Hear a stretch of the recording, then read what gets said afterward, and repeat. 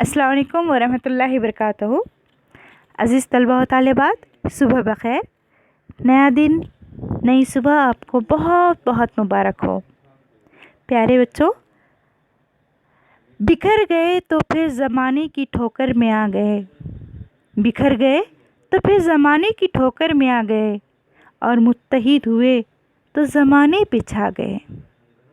हाँ तो अज़ीज़ तलबा, जमात नहुम के निसाबी तारीख़ से हम आज जो हिस्सा देखने वाले हैं वो सियासी हिस्सा है, जिसके सबक का नाम है अक़वाम मुत्तहिदा। आए हम अक़वाम मुत्तहिदा के बारे में मालूमात हासिल करते हैं। हाँ तो प्यारे बच्चों, देखिएगा इधर कि अक़वाम मुत्तहिदा, इस सबक में दो हिस्से हैं। सबक के नाम में दो हिस्से हैं। पहला हिस्सा है अक़वाम, पहला हिस्सा अक़वाम है। अक़वाम जमा है कौम की, अक़वाम जमा है कौम की। जबकि इस सबक का दूसरा हिस्सा है मुत्तहिदा। मुत्तहिदा इत्तिहाद से बना है। इत्तिहाद एकजहती को कहेंगे, यूनिटी को कहेंगे, मुत्तहिद होने को कहेंगे। ठीक है, तो अब हम आज इंशाल्लाह इस सबक के मफ़हूम को समझने की भी कोशिश करते हैं। यहाँ बताया ये गया कि जब मुख्तलिफ़ जंगें हुई, ख़ुसूसी तौर पर दो आलमी जंगें, उसके बाद बहुत ज़्यादा मसाइल का सामना करना पड़ा तकरीबन हर ही मुल्क को, तमाम ममालिक को बहुत ज़्यादा मसाइल का सामना करना पड़ा था। जिसके बाद बैनुल अक़वामी सतह पर अमन व अमान क़ायम रखने के लिए एक इदारे का क़ायम होना लाज़मी समझा गया। इसके लिए मुख्तलिफ़ कोशिशें की गई, इसके लिए मक़ासिद तय किए गए, ज़वाबीत बनाए गए। तो हम यहाँ पर इंशाल्लाह समझने की कोशिश करेंगे कि इस अक़वाम मुत्तहिदा का पस मंज़र क्या था। सबसे पहला जो हमारा नुक्ता है, या सबसे पहला जो हमारा पॉइंट है, वो है अक़वाम मुत्तहिदा या उसका पस मंज़र हम देखेंगे। तो देखिएगा यहाँ पर जो बात बताई जा रही है कि वो है 20वीं सदी के निस्फ़ अव्वल में दो बड़ी जंगें लड़ी गई थी, दो आलमी जंगें लड़ी गई थी, जिसको हम पहली आलमी जंग और दूसरी आलमी जंग के नाम से याद करते हैं। अब समझने की बात यह है कि जंग तो कोई मसले का हल है नहीं, जंग में सिवाय नुकसान के कोई फ़ायदा हासिल होता नहीं है। कहीं ना कहीं नुकसान की नोयत अजीब अजीब तरह की होती है, मुख्तलिफ़ किस्म की होती है, और हर हाल में नुकसान फ़ायदे के मुकाबले में ज़्यादा होता है। तो यहाँ जानी माली नुकसान हर तरह से हुआ था। तो तमाम ममालिक को यूँ महसूस होने लगा कि दुनिया में अमन व अमान कायम रखने के लिए हमें ठोस इक़दाम करने चाहिए, मजबूत कदम उठाना चाहिए। लिहाजा पहली जंग का जब खात्मा हुआ, जब इख्तिताम हुआ, उस वक्त यहाँ पर ममालिक ने क्या किया, लीग ऑफ नेशंस एक तंजीम बनाई जिसका नाम था लीग ऑफ नेशंस। इसका क़याम अमल में लाया, लेकिन ये भी तजुर्बा कोई ख़ास फ़ायदामंद या मुफीद साबित नहीं हुआ, या यूँ कहिए कि लीग ऑफ नेशंस तंजीम बनाने का जो फ़ैसला किया गया था या तजुर्बा किया गया था वो नाकाम साबित हुआ। इसके बाद हुआ ये कि दूसरी जंग भी हो गई। दूसरी जंग हुई तो ये दूसरी जो जंग थी वो ऐसी वैसी जंग नहीं थी, बल्कि इस दूसरी जंग में एटमी तवानाई का इस्तेमाल हुआ।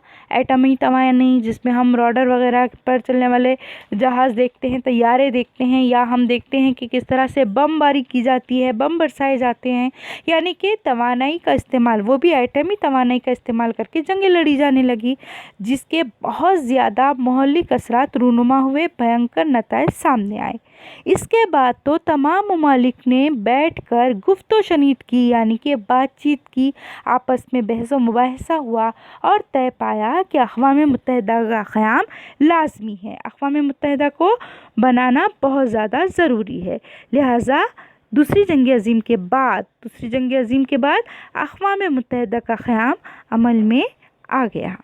चलिए हम यहाँ पर अक़वाम मुत्तहिदा की तश्कील के मदारिज देखते हैं, इसके किस तरह के मरहले हैं।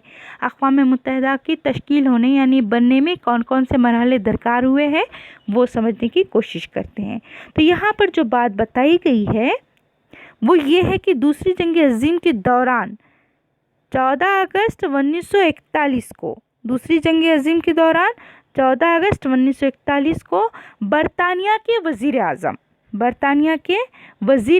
जिनका नाम है विंस्टन चर्चिल, बरतानिया के वज़ीर आज़म जिनका नाम है विंस्टन चर्चिल, انہوں نے کیا کیا یہاں پر، اور امریکہ کے برطانیہ کے وزیر اعظم ونسٹن چرچل کے علاوہ امریکہ کے جو صدر ہے ان کا نام ہے فرینکلن ڈی روز.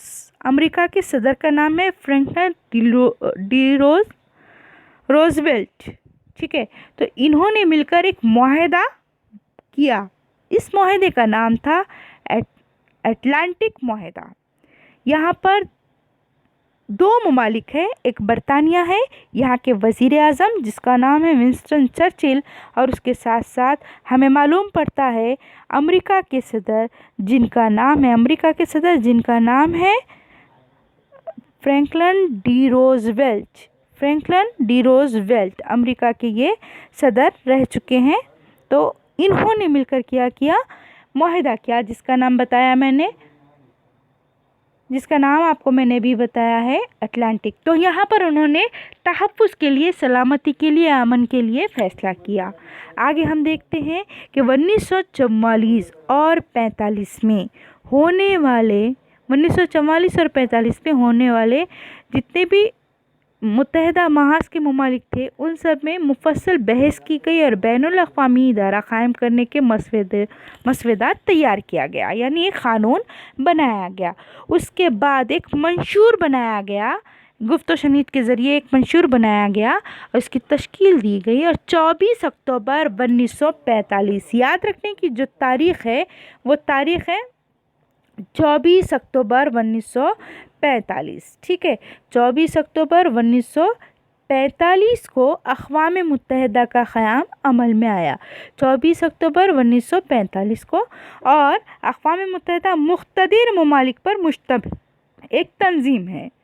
مقتدر اقتدار رکھنے والے ممالک پر منحصر یہ ایک تنظیم تھی. چلیے پھر اب ہم آگے بڑھتے ہیں اور آگے بڑھ کر اقوام متحدہ کے مقاصد کو سمجھتے ہیں کہ کس مقصد کے تحت یہ اقوام متحدہ بنائی گئی تھی. اقوام متحدہ کے مقاصد. اقوام متحدہ کے مقاصد کا ایک مقصد تو ہمیں سمجھ میں آ گیا کہ دنیا میں امن و امان قائم رکھنا تھا. یہ تنظیم بنائی اسی مقصد کے لیے تھی.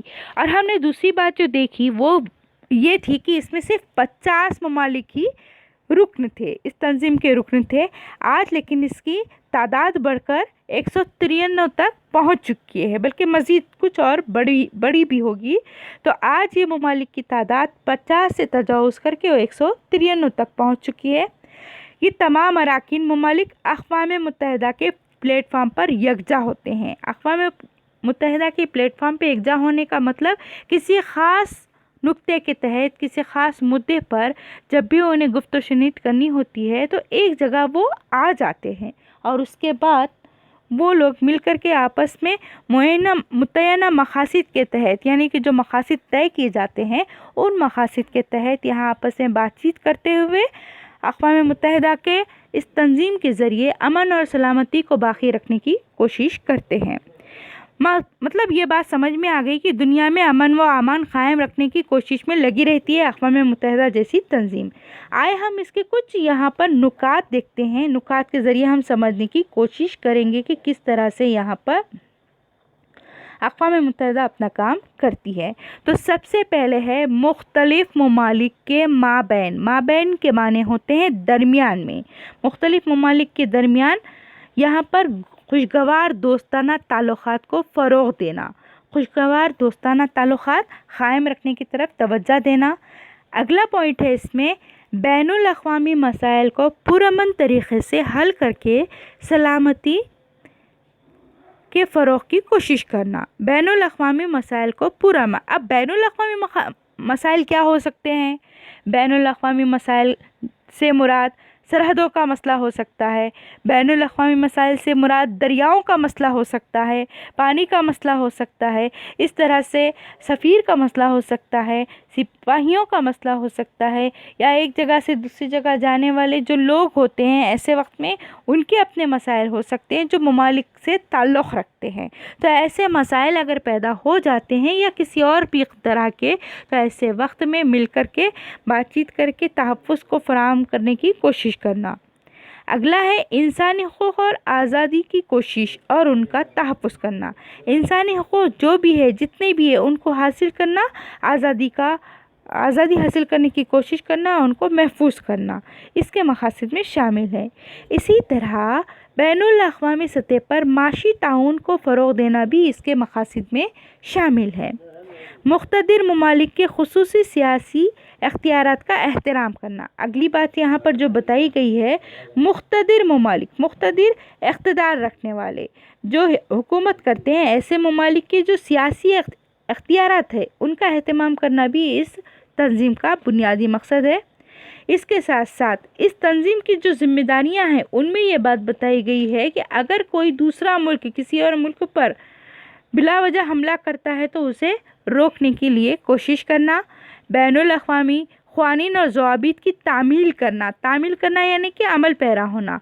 बैनुल अक़वामी क़वानीन हो या ज़वाबित हो, इन सब के लिए कोशिश में लगे रहना या ज़वाबित की तामील करना, ये इन ममालिक के फ़राइज़ में शामिल है। वो ममालिक बैनुल अक़वामी सतह पर बनाई जाने वाली जो तंज़ीम है अक़वाम मुत्तहिदा, उसके रुकन ममालिक माने जाते हैं।